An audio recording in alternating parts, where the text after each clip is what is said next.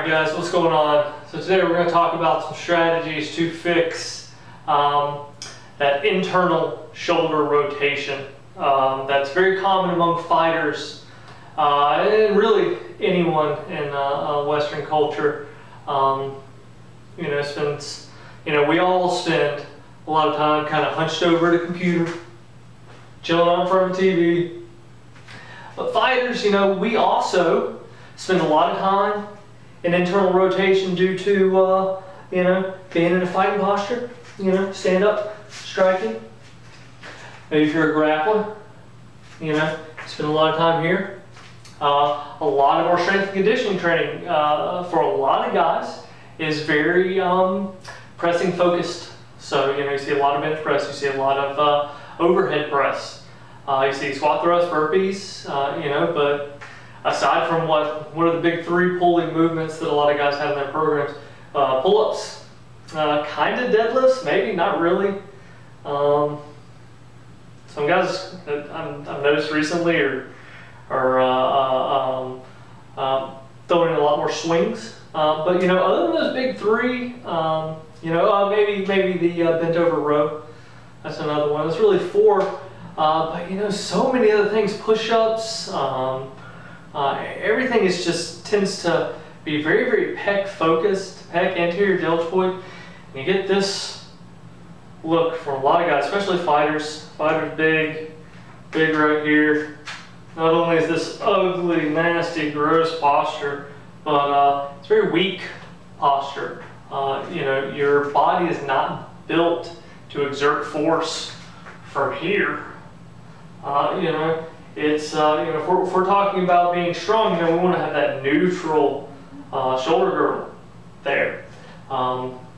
So today, that's what we're going to talk about. We're going to talk about some strategies you can utilize to get your shoulders back into shape. So three things we're going to do. We're going to talk about some mobility and tissue quality work with foam roller, self-myofascial release, self-massage with foam roller. We're going to talk about some stretching, just a little bit of light stretching, maybe inhibit some of that residual tension that you're constantly getting here, and just teaching your body to kind of release it. And three, we're going to talk about strengthening. We're going to strengthen those muscles that just aren't, those muscles in the upper back that aren't getting the kind of love that they need. So first, let's move into the mobility and tissue work with the foam roll. I'm going to adjust the camera so you can kind of see what I'm doing. Let's get this bad boy going. All right. So, foam roller. Foam roller is a good tool. I got this for about 20 bucks at Target.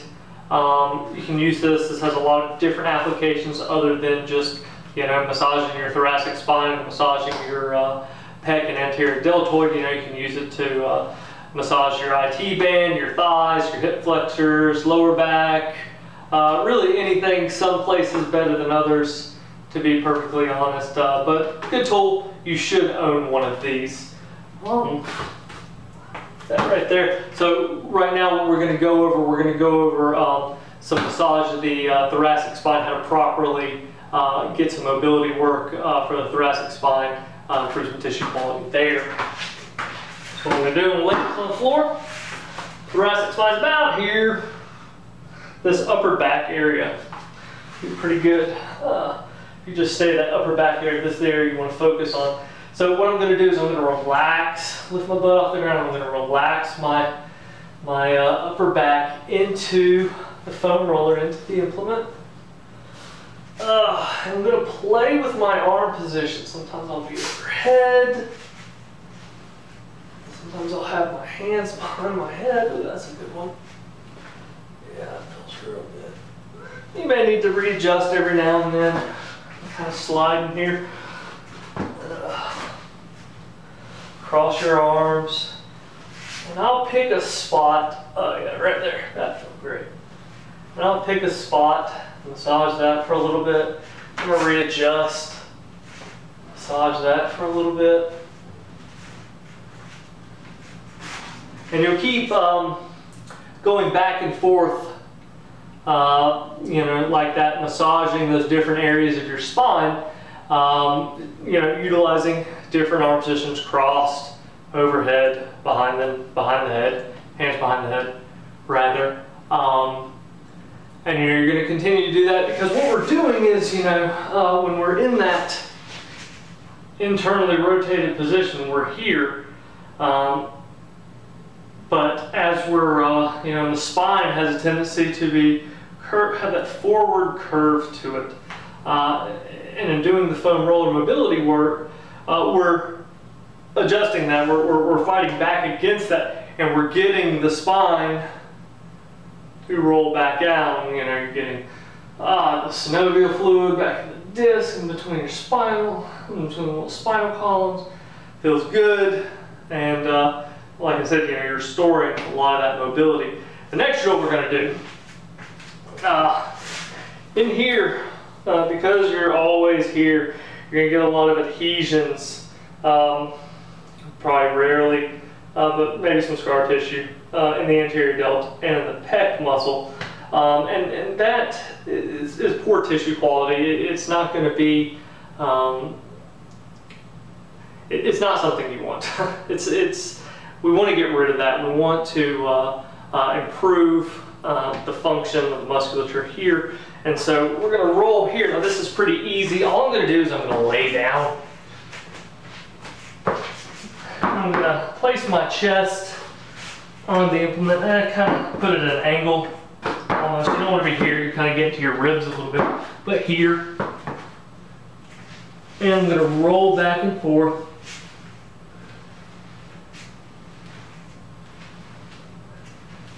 And you're really going to feel it the most.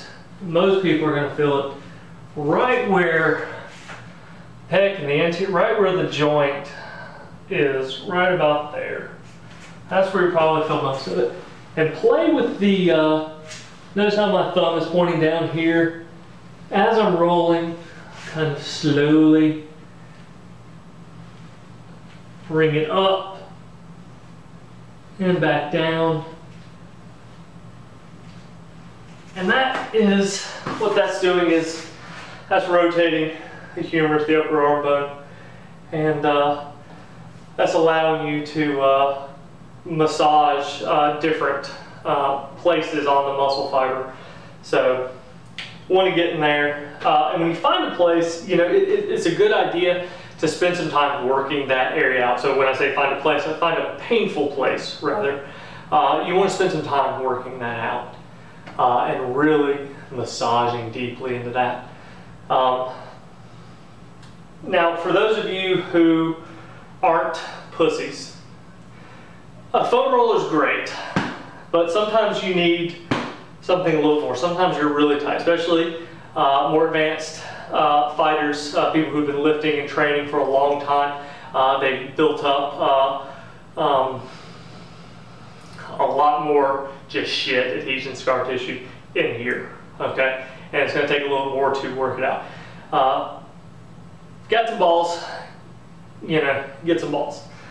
This is actually made of stone. Sometimes you'll see people recommend lacrosse balls. Anything that is smaller and relatively rigid, relatively hard, this is really going to get into the muscles, get into those adhesions, start breaking stuff up, and getting everything functioning properly again. And again, same way, I'm going to use it the same way. I'm going to place it, usually what I do is start off with the foam roller, and then when I find a spot, I'll get this, place it right on the spot. So I found the spot just a second ago, right here. I'm going to massage that bad boy out. Just real small movements. Oh, and holy hell that hurts. It's a good pain though. It's a good pain. And then, you know, a little bit of rubbing, it'll start to hurt less and less. So, you know, it's a good idea to spend somewhere in the neighborhood of around 10 minutes every day doing self-massage for your whole body. You know, a few minutes, upper back, pec, and anterior deltoid will do you a world of good. But you know, don't avoid the rest of the body too. But I'd say I usually do about 10 minutes total for the whole body, doing some form of self-massage with a foam roller. One of these. I have a couple of the doohickeys that I use, a little rolling stick. So yeah, go ahead and implement that. We'll move on into some stretches now. I'll readjust the camera.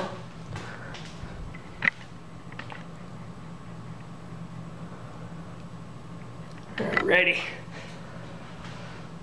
Okay, so really, I don't get too fancy with the stretches here. Really, all I do, you know, you can find in a doorway, or you know, out here I have my pull-up bar dip station, so I like to use this a lot. And really, I'll just kind of take that scarecrow posture, chest out.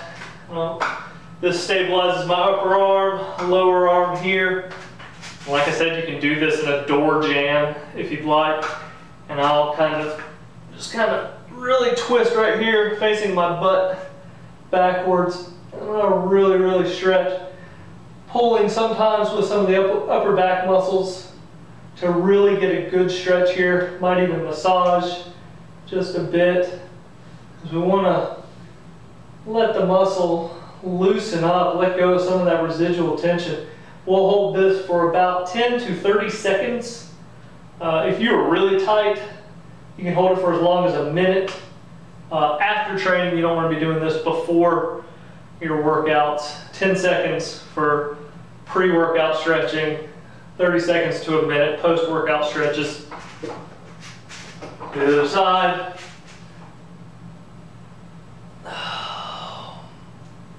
Said 10 seconds. 30 seconds, whatever you're doing. And really, that's the only stretch I like to do. The only kind of static, traditional stretch I like to do. Then we're going to move on into some strengthening drills. And like I said, we're going to strengthen some of those upper back muscles. You know, really in your day-to-day training, I could give you a million different exercises. You know, but you know, what's really going to make the biggest difference for you in terms of correcting some of these muscular imbalances is to do more pulling motions in your regular workouts. So that means more pull-ups, more bent over rows, more one-arm rowing, you know, things of that nature. So really, what a good rule of thumb, and one that I like to utilize, is for every pressing movement you have, for every set of presses that you have, you should be doing some sort of set of pulling of some sort. So if I have a set of bench press, if I have a set of overhead press, I'm going to do 2 sets of pull-ups, weighted pull-ups. And like I said, weighted. You know, don't be afraid to throw some resistance on your pull-ups. You should be doing that anyway. It's 2014, I don't know why the hell you wouldn't be, but there you go, you know. So, you know, just throw in more pulling, man. That's going to be a huge factor there.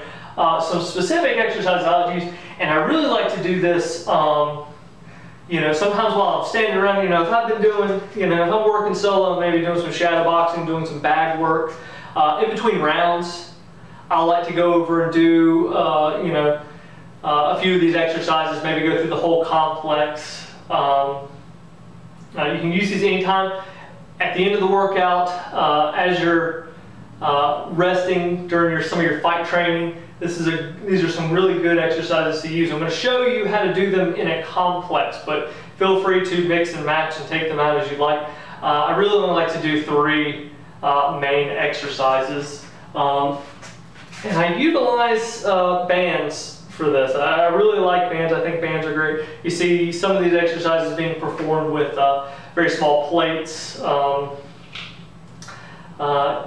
know, I like how these can be taken anywhere. So this is in a gym bag, and I can, you know, take them, hang them off the side of the ring at the gym, or really anywhere. So what I'll do is just set it up real quick and I'll show you. Like I said, we're going to be doing 3 exercises. We're going to be doing the external shoulder rotation, We're going to be doing a 45 degree angle lateral raise. And we're going to be doing an exercise I've always called scarecrows. So external rotation.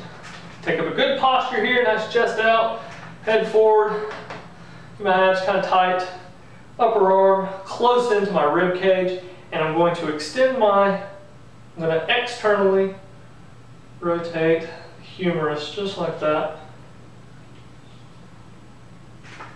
And it does not matter,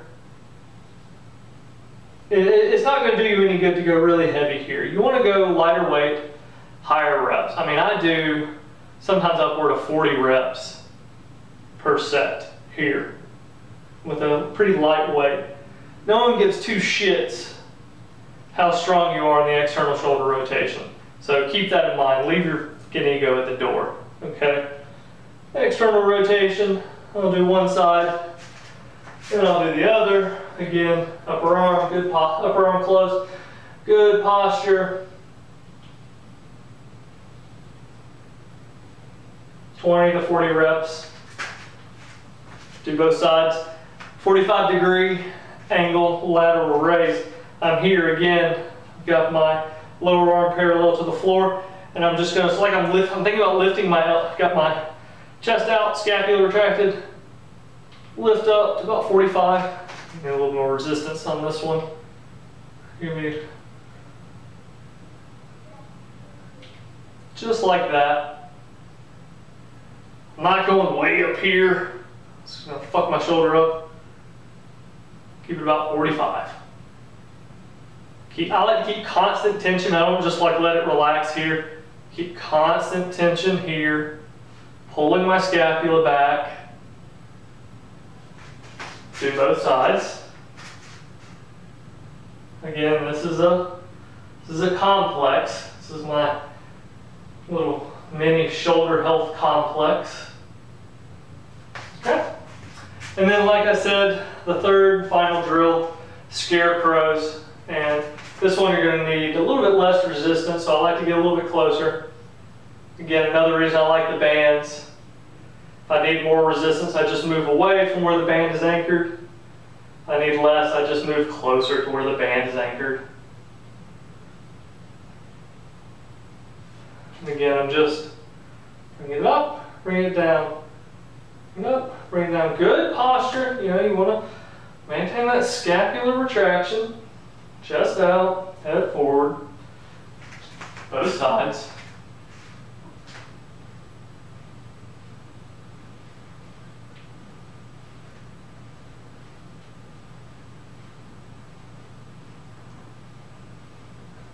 Like I said, I do these drills. I'll either do all of them or I'll just pick one, usually the external rotation. I'll do them between rounds at the, you know, when I'm doing some fight training or just shadow boxing, I'll do them in between rounds. I'll do the whole complex at the end of a workout, any workout, really. You know, it just helps keeps my shoulders healthy. You know, nice, neutral shoulder posture, none of this, none of that. You don't really see anybody like this, but you definitely don't want that. That would be weird. So, nice, neutral posture. Hopefully this helped you guys. You know, hopefully this was useful. If it was, don't forget to give it a like, and you know, I'd be thrilled if you could go ahead and subscribe to the channel. Looking to post a lot more great content. If you have any suggestions, if you have anything you'd like to see from me, feel free to shoot me a message. I'll make sure to respond, and we'll see if we can get that request going for you. So, Sabika, thank you.